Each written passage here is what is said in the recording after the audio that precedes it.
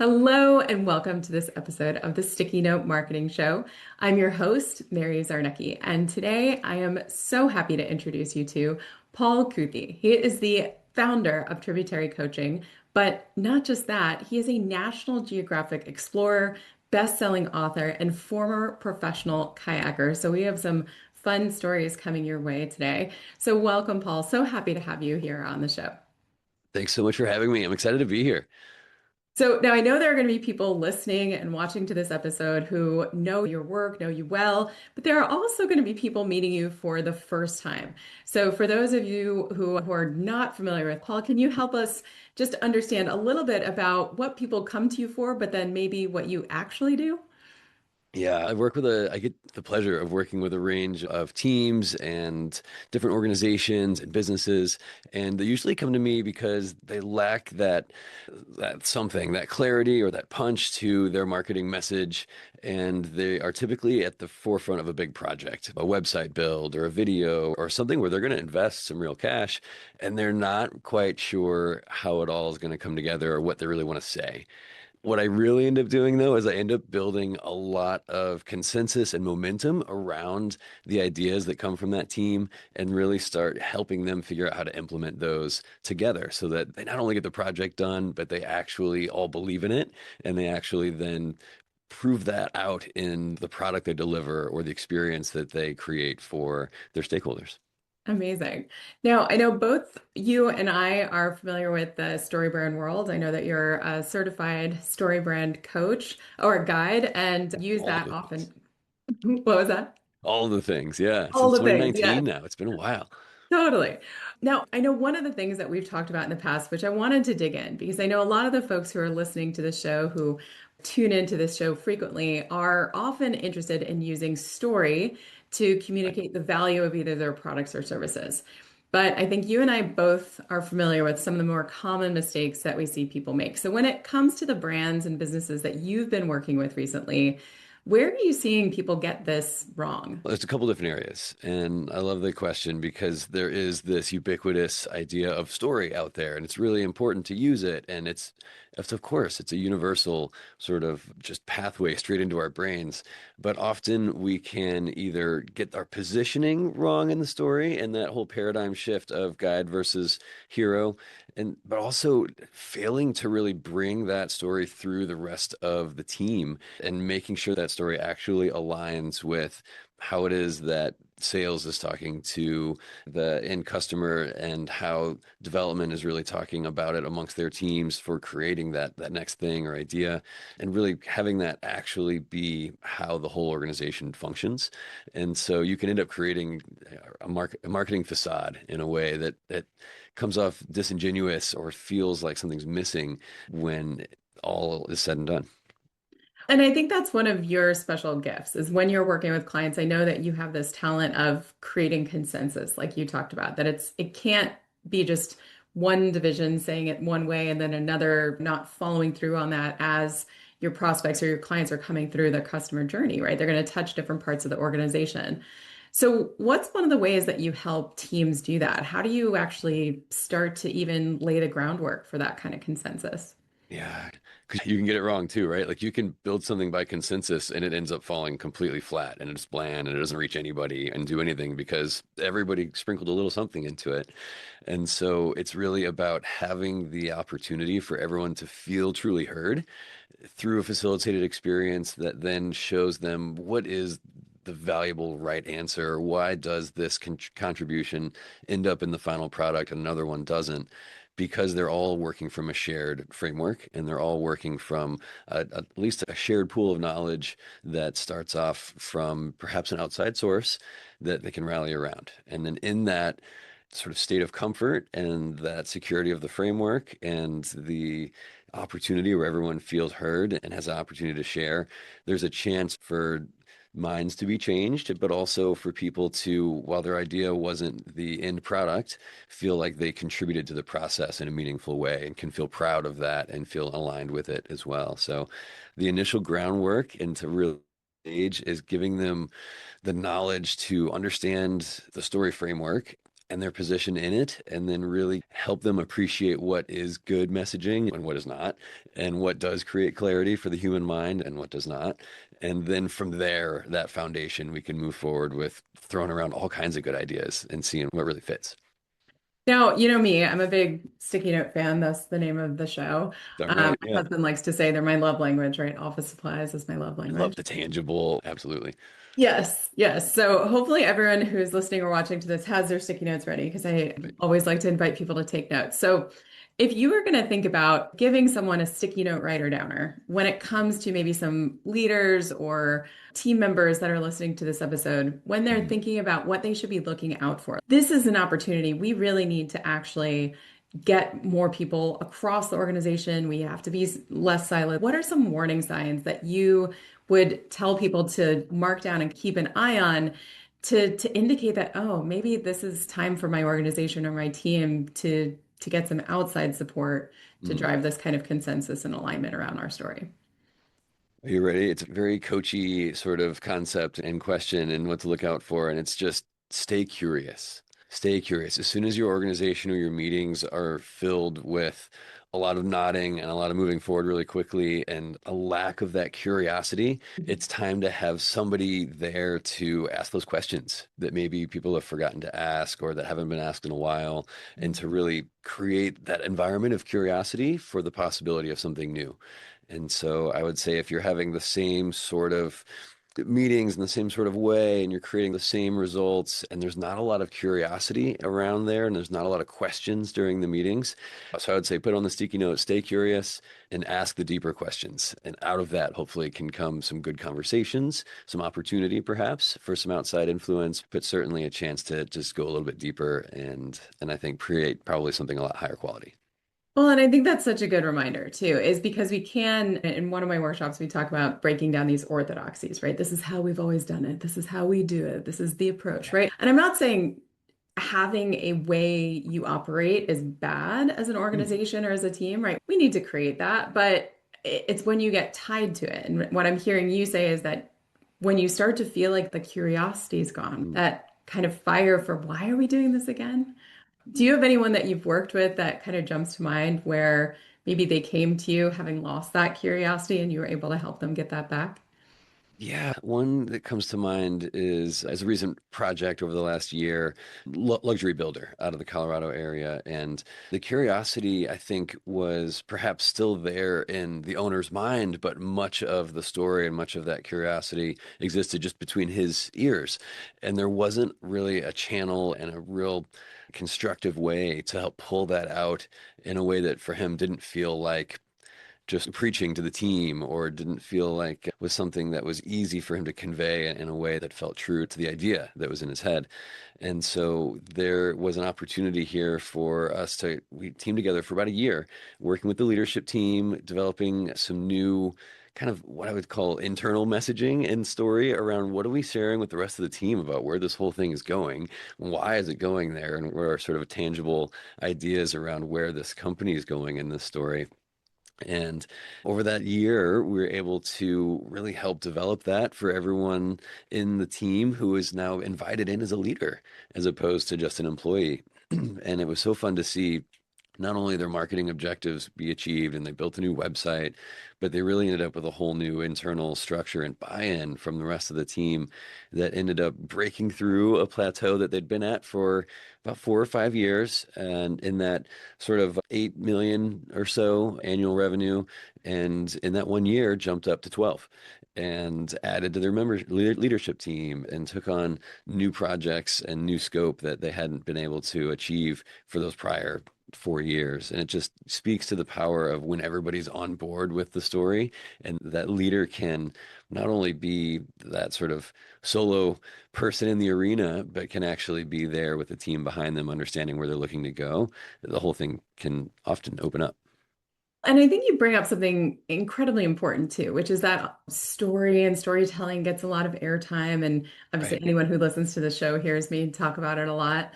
But it's not just for external marketing messaging. There's such power to it when Yeah. we're competing for talent. And in this day and age, People Absolutely. want to be part of something more than just a job. I think that you bring up a really important point that hopefully everyone's taking notes on, that these are not just external stories, like external marketing stories we're telling, that it's about really the rallying cry and creating that internal alignment so that everyone really does operate on the same page.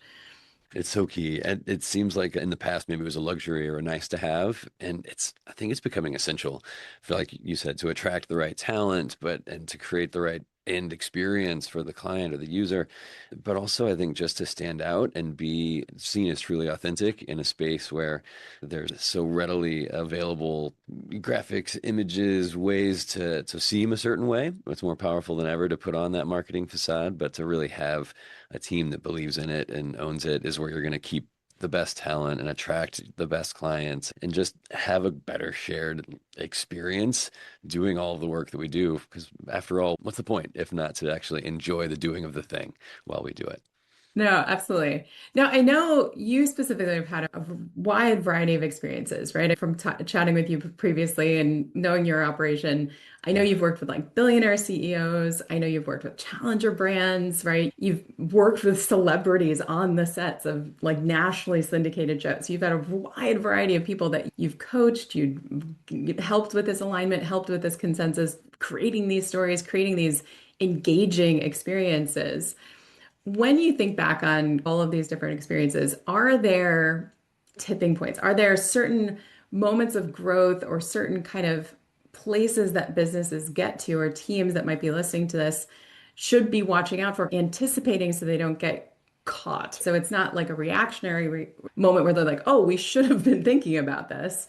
Like when you're thinking about different types of organizations or folks who might be listening to this, what are those moments you've seen as some of the most important points in their growth journey to be really asking and getting curious again or Oh, yeah. reinvigorating that curiosity?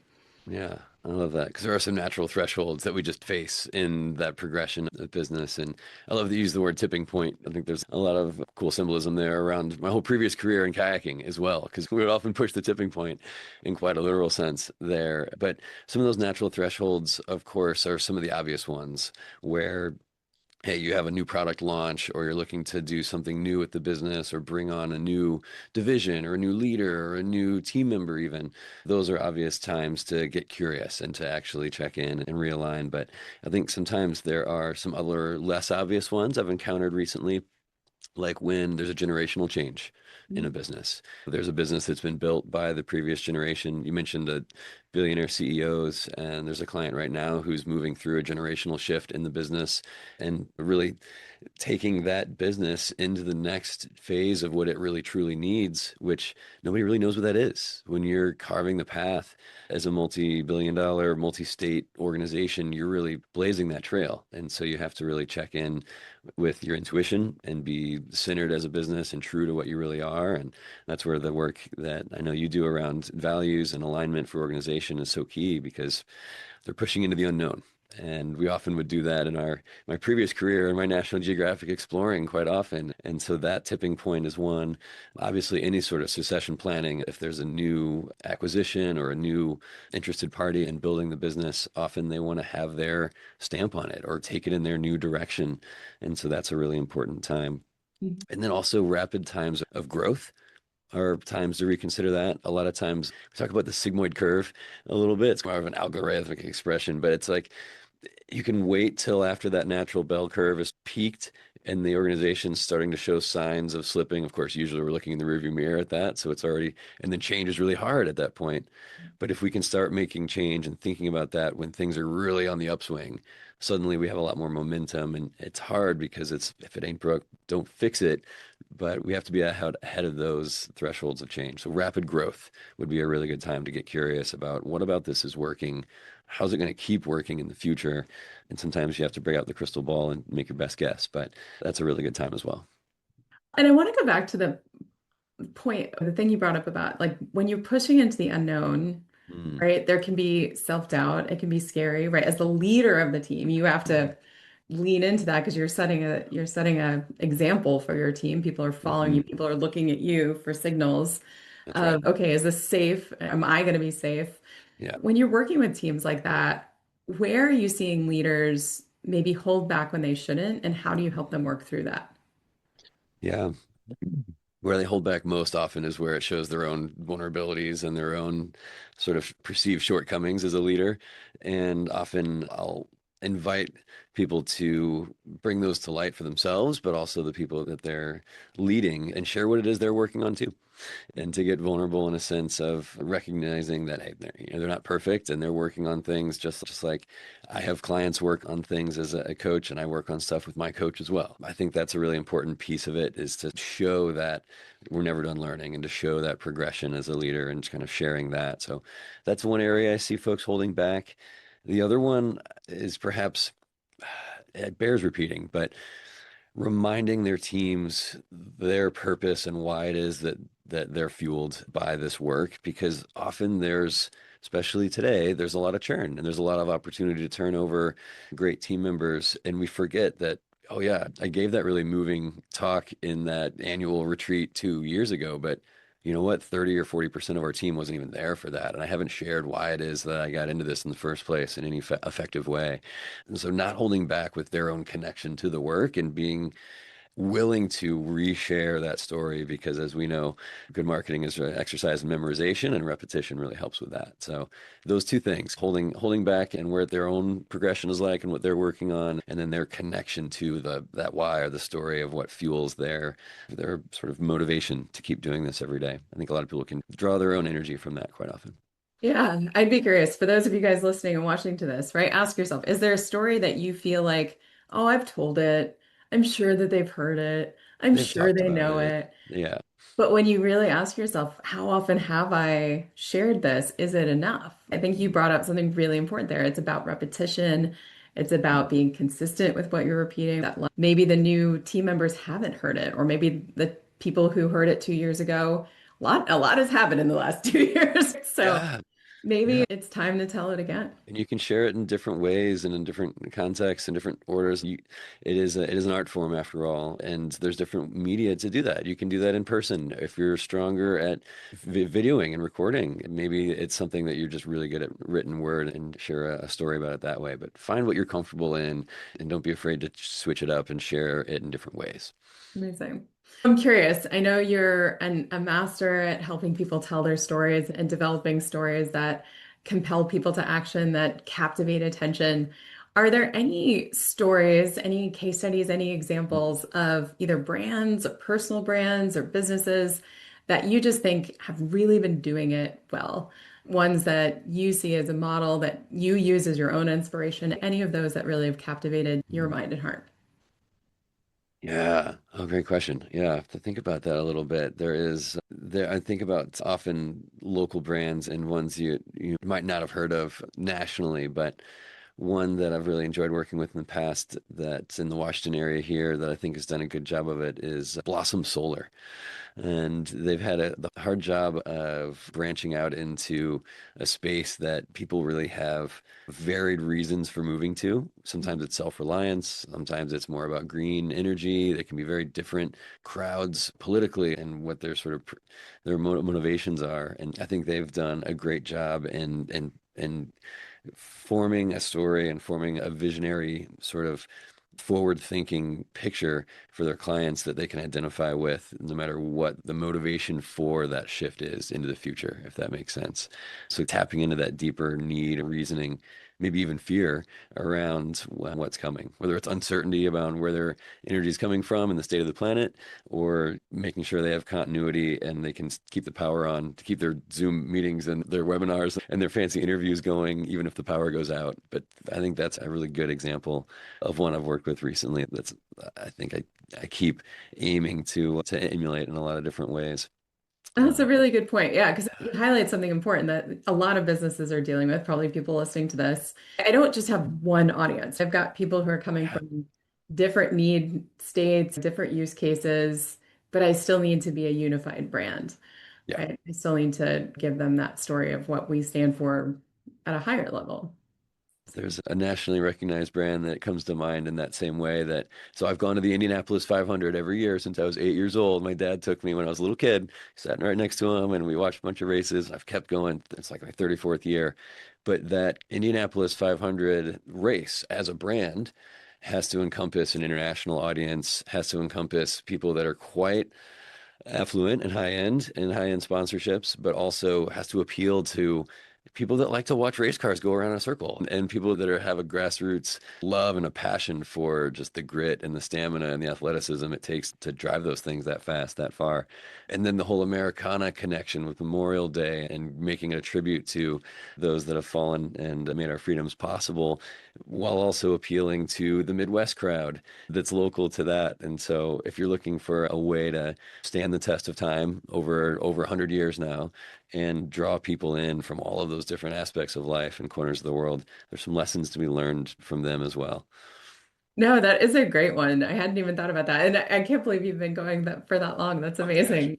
It's the best people watching in the whole world. And the race is one small part of the whole event that is that week, really. But yeah, quite the fun block party.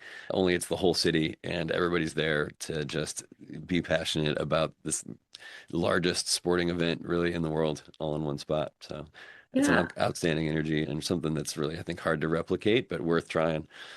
Yeah, but I think that brings us back to what we said at the very beginning is that what you're doing is you're creating this consensus. You're creating this Mhm. alignment around this isn't just one flavor or for one type of person. This is an all-encompassing experience that they're inviting you into and really connecting people from across very different, outside of this experience, very maybe distinct and unconnected Yeah. groups in society. That's really Quite often, which is often the power of sports and one of the things I love about it. But yeah, that's a good one. We often don't think about them as brands in that way, but outside of any individual team on that sport, just the overall venue and that event having a brand. So those that are running events or those that have organizations that aren't necessarily businesses in the traditional sense, it's important to think about how to build that just the same. Yeah, no, exactly. Now, on a more kind of work-life balance question, I know you're also extremely busy. You've got a family, you've got a business you're running, you volunteer a lot. I know that you still teach people kayaking, right? You still True. work with groups. How do you aim for balance, not hit that tipping point? Yeah, What I would you don't. say are some of the things that you do success? Yeah, I don't do it. I don't aim for balance. I find that it's maybe a slight shift on mindset around that or how to think about it. I don't do the balance. I do work-life flow, work-life integration.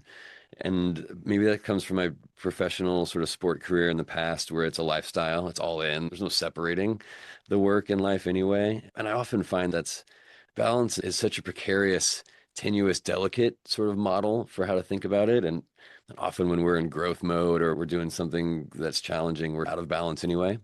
And so maybe it isn't the best aspiration. And it's not that we should always be working and that it should always be all in all the time. We do need to reset and refuel.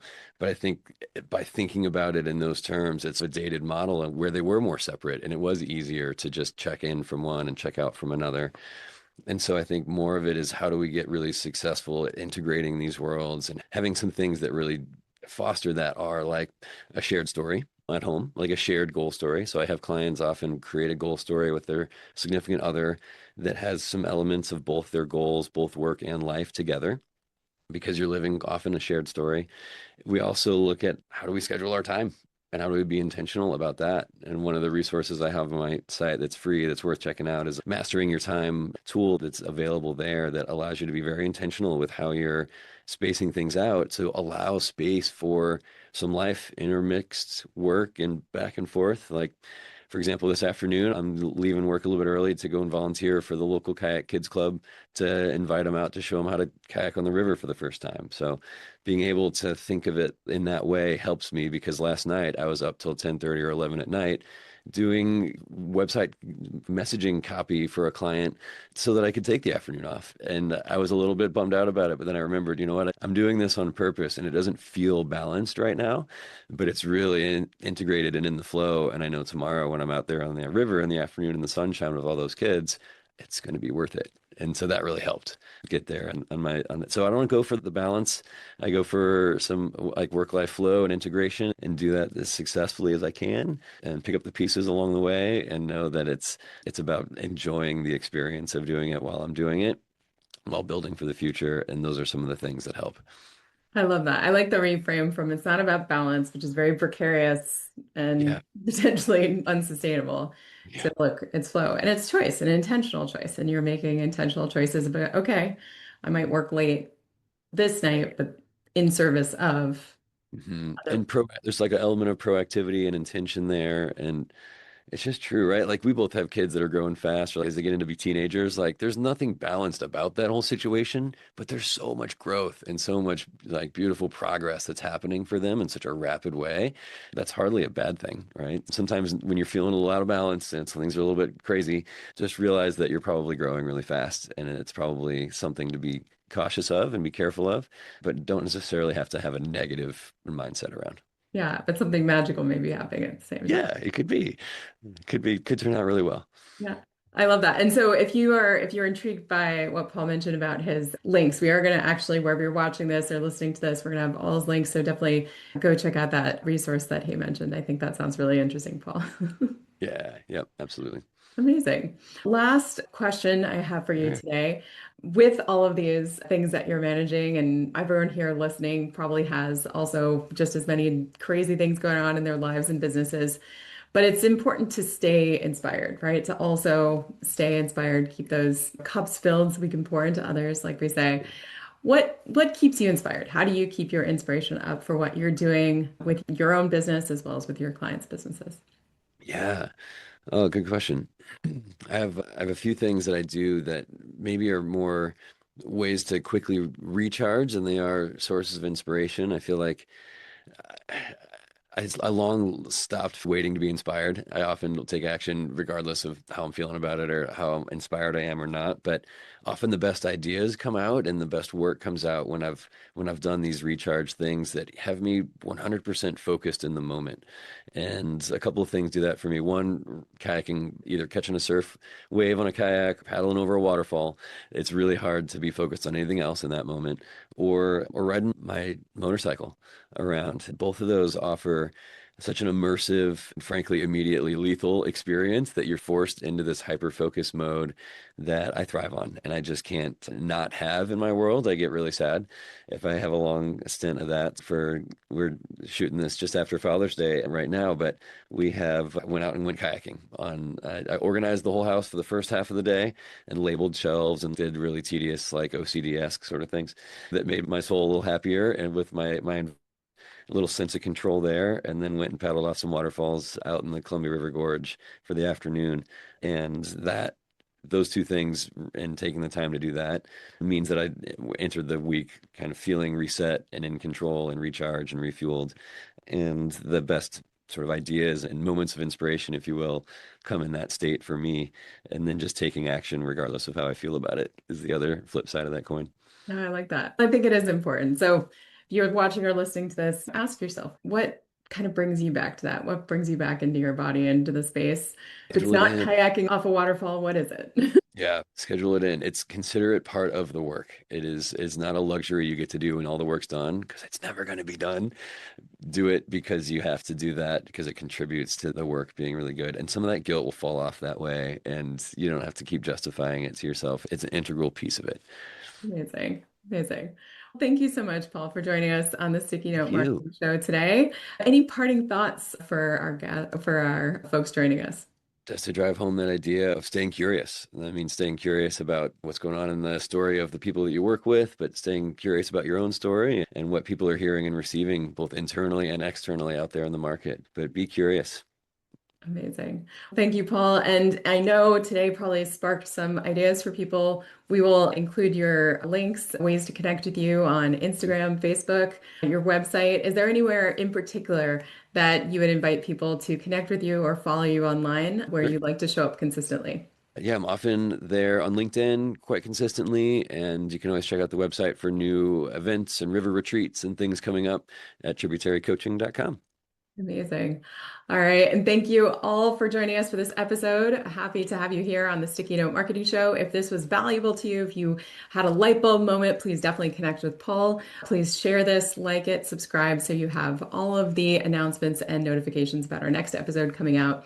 And we'll see you on the next episode of the Sticky Note Marketing Show. Thanks, Paul. Yeah, thank you.